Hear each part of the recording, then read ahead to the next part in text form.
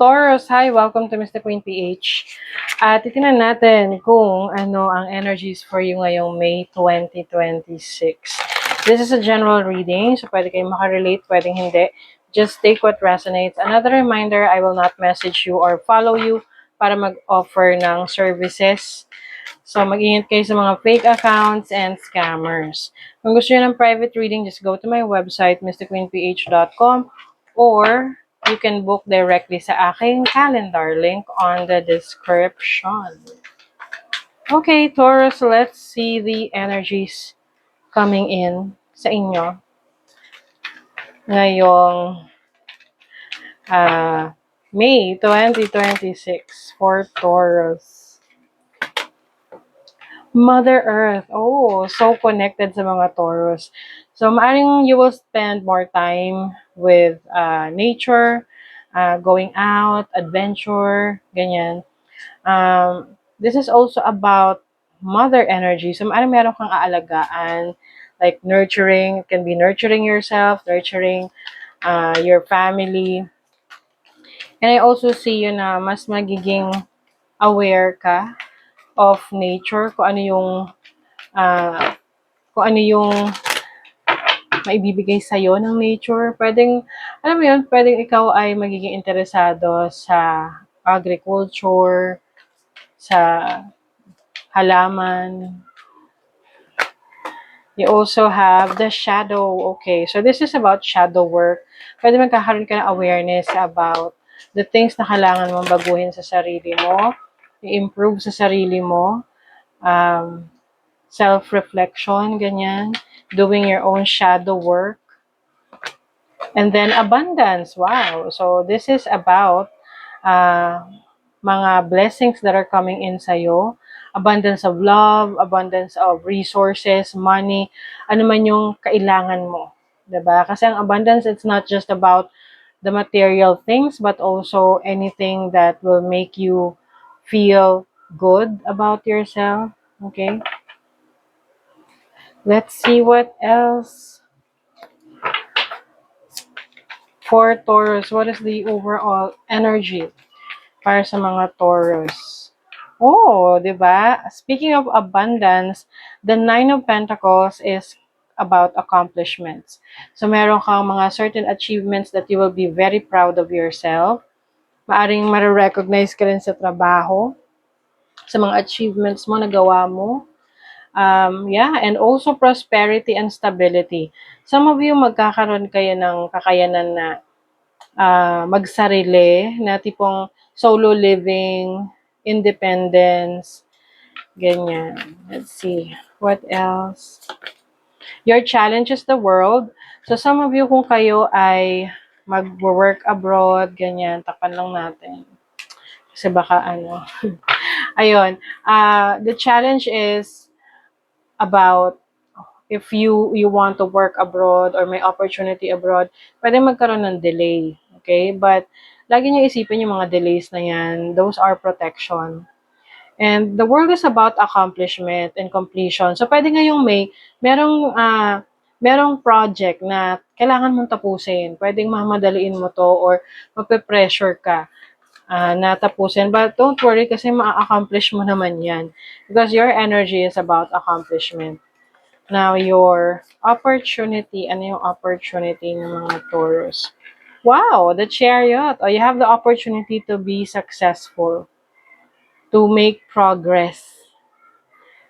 Meron kayong opportunity talaga na mag-travel and to go to different places. Ang travel naman pwedeng international, pwedeng domestic.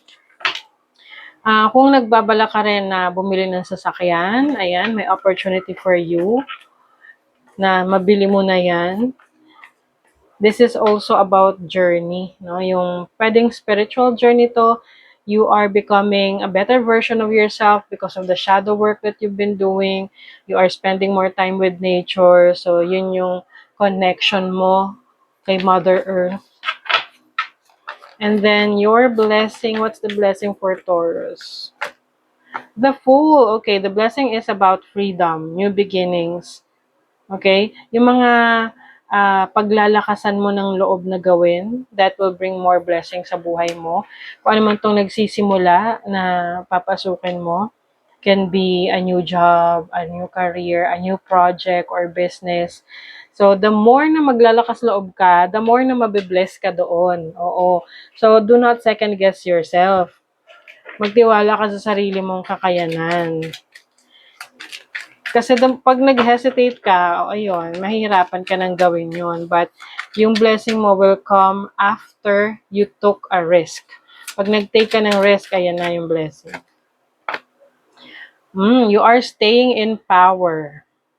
Unbreakable. Ayan.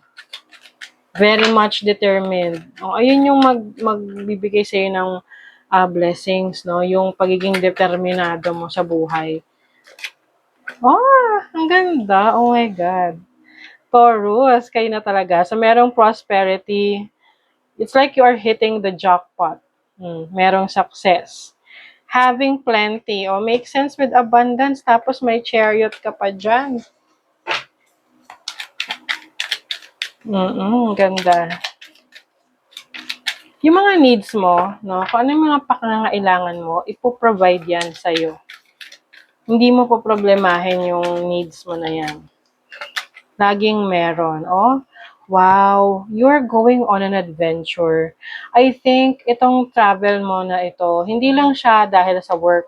This can be a leisure travel na tipong magbabakasyon ka, sasakay ka ng cruise ship, or it's for enjoyment. Diba? Ang ganda. Let's see what else for Taurus. May 2026. Come together, we need each other. Oy. So, pwedeng merong reunion, mga pagsasama-sama ng family, part ng travel opportunities for you. Where have you been separating yourself or pushing against others and the world? Ayan. So, I think ngayon, mas magiging outgoing ka. You will meet new friends, new connections that will help you grow or magpalawak ng network mo. Oo, kasi yung pagkakaroon ng malawak na network, it really brings opportunities. Ayan, Taurus energy, the 6th house. The 6th house is your work, your routine, and you have Mercury. This is about communication. So, I think, journaling, yung mahilig ka mag-journal, magsulat, that is going to be helpful para sa'yo. Mas magiging organized ka sa schedule mo o yung mga goals mo na kailangan mong tapusin. And then with Taurus energy, this is someone na very realistic sa buhay, no? Kung ano man yung mga pangarap mo. I also see you writing down yung mga affirmations na yan. And also, pwedeng meron kang bagong ideas that will definitely improve your day-to-day life. Pwedeng pagkakaroon din to ng hilig sa halaman or focus on taking care of your health. Okay? Yung kalusugan. So that is your reading, Taurus. Thank you so much. See you again.